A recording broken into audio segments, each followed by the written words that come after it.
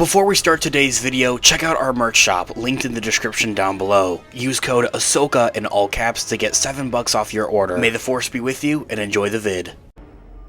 Hello there. This is where the fun begins.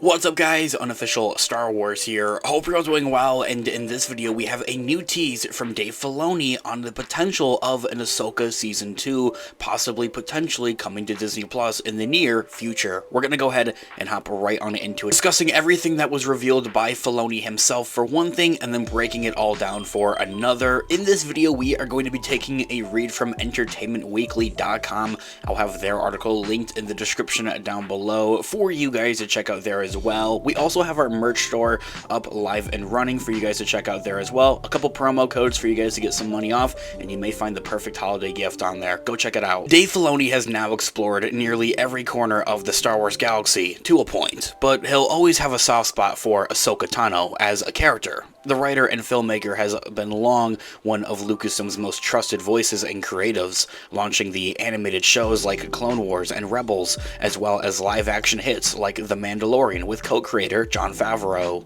But one of his very first projects was collaborating with George Lucas himself on the 2008 Clone Wars animated movie. It was then that they first created Ahsoka Tano, Anakin Skywalker's brash, double lightsaber user Padawan. A decade and a half later, Ahsoka has now evolved from a quippy teenager to a powerful adult warrior, finally stepping into the spotlight with her very own Disney Plus show and within live action. It's a grand planet-hopping story that Dave Filoni has wanted to tell for years at this point, reuniting Ahsoka, played by Rosario Dawson, with old allies from Star Wars Rebels, the animated show, and sending her on a journey to a galaxy even farther away. Filoni says, in quote, "I'm just glad that I get to get out there in the first place," Filoni admits, speaking to Entertainment Weekly over Zoom. "Sometimes it's hard to pick what actually gets made and what doesn't, and it feels like a real privilege just to be able to create in this world and in this galaxy. That thrill has never gone away in my almost 20 years at Lucasfilm," says Filoni, ending that quote right there. When developing the show for the Ahsoka series on Disney Plus, Dave Filoni says that he most was interested in how an adult version of this character of Ahsoka would be affected by her past traumas. After all, she essentially trained as a child soldier in the Clone Wars animated movie with the Jedi Order. Not only did she live through multiple intergalactic regram changes, but she watched her mentor and trusted friend Anakin Skywalker turn and fall to the dark side. As Dave Filoni started outlining early plans for the Ahsoka show, he found himself thinking about some of the samurai stories and some of those original concepts and ideas that George Lucas had taken for the idea of Star Wars that was originally inspired by Lucas, imagining his hero as a solitary, Ronin-like wanderer. "Who is she meant to be now that her whole world has collapsed?" Filoni explains. "It's not just that the Jedi Order has fallen apart, but her mentor, this person that she looked up to, became one of the most evil people in the galaxy. It's devastating, and I never showed her deal with that. I wanted a character that we could watch and have that transformation, where she fully accepts not just who she was, but also for what her past was. That the good things were about the mentor that she had. It changes who she is and who she can be in the future." Ending that quote right there. That's exactly what the Ahsoka show pinpointed on, and is exactly what it executed quite perfectly. You see this down, depressed, and many fans had actually complained that Ahsoka seemed emotionless, and it's all for a reason. In those first half episodes of the Ahsoka show, after she goes into the world between worlds with Hayden Christensen's Anakin Skywalker, her former master, she comes out with a smile on her face, ready to take on not just the world, but the galaxy. In many ways, Ahsoka is a story about mentors. Not only is Ahsoka retconning with Anakin's legacy and her past, but she also becomes a master herself, taking on a Mandalorian warrior, Sabine Wren, as her own Jedi apprentice. Dave Filoni says that he particularly wanted a pair Ahsoka with the strong head and recklessness of Sabine, because the brash young Mandalorian reminded him so much of Anakin at the same time. For Ahsoka, I could see a tendency to want to reach somebody that reminds her of her mentor, he says, but I could also see the danger that would be present in that. Ending that quote right there. He was also intrigued by the idea of a Jedi Padawan who didn't immediately connect to the Force. Filoni acknowledges that many fans have different opinions and ideas of how the Force sensitivity works, but he notes that Lucas always described the Force as something that binds the galaxy together and emanates from all of us, connecting all living things. So Dave Filoni explains that every person is connected to the Force. It's something that was kind of explained from the get-go with the original 1977 A New Hope Star Wars, but not everyone has the mental discipline or innate ability to use it and train as a Jedi warrior right off the bat especially. For someone like Ahsoka or Luke Skywalker, for example, it would come much easier than it does for someone like Sabine.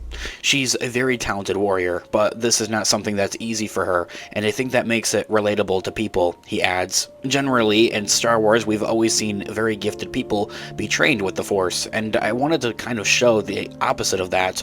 If she achieves her potential, there's also a danger in that, because of the way that she is also as a warrior.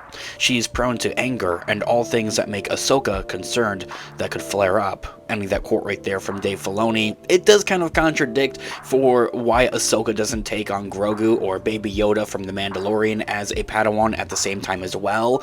I think there's a bit of a disconnect there, and something that it just needs to be explained a little bit more, and I think it is something that will be explained later down the road. That's something to discuss though in a separate future video here on the channel. All the more reason to grab that subscribe button if you haven't already. In some ways, Ahsoka is a culmination of Dave Filoni's many fascinations.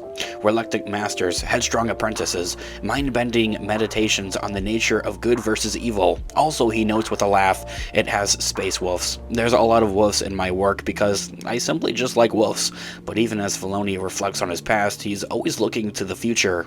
Lucasfilm has yet to officially announce an Ahsoka Season 2, but the series finale ends on a cliffhanger, as we all know, setting up a potential showdown between the fan-favorite heroes like Ezra Bridger and the notorious Grand Admiral Thrawn. In the meantime, Dave Filoni is also developing an untitled live-action Star Wars movie set within the Mandoverse as a culmination movie that was announced at the beginning of this year at Star Wars Celebration. The future looks bright not just for Dave Filoni, but for the future of Lucasfilm especially, as Filoni is now taking on an expanded role as Chief Creative Officer for Lucasfilm, being involved and having a say in a lot more of the creative decisions that go on with the future of Star Wars. In other words, it certainly seems like Ahsoka Tano's story isn't over yet. Whether it continues on TV or on the big screen, Filoni is quite tight-lipped about how and when we might see Dawson pick up her lightsabers again and return as Ahsoka in a galaxy far, far away.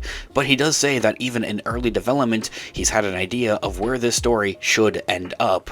I set up several threads that continue, but if not, I feel like, well, at least I got Ezra home, and that was really important, he says. But there's always a plan. I hope one day we'll see it. It could be very cool, but it could take a while to get Ahsoka done, so you never know. Ending that quote right there. As Filoni gives us one more tease, after all, he says it with a smile. It's like Yoda says in The Empire Strikes Back. Always in motion is the future. Man, I love that. It took just about the entire article for, to get squeezed out of Filoni up until this point, but he does reveal that, there could be something going on in the behind the scenes here with Lucasfilm and with an Ahsoka Season 2, and that he definitely does have a grand master plan for where this overarching story does end up eventually in the near or maybe far out future. I, for one, definitely do believe that an Ahsoka Season 2 is in development, as it was revealed just a couple of weeks ago from Rosario Dawson, as she kind of just let spill that Filoni is currently outlining in Ahsoka Season 2. It's just a matter of if, when, and where. It definitely is, I think, something that is in development just simply based off of that quote. I think the main question remains as of to if and when it gets greenlit officially from the rest of the executives and producers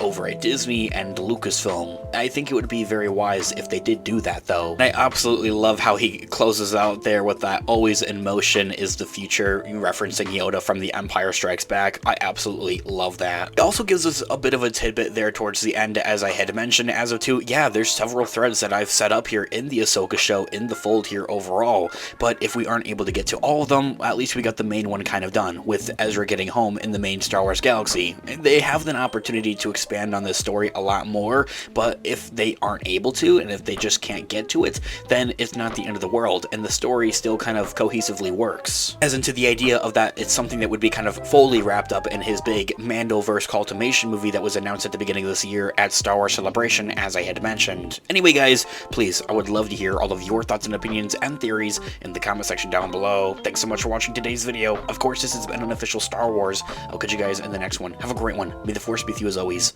Peace out.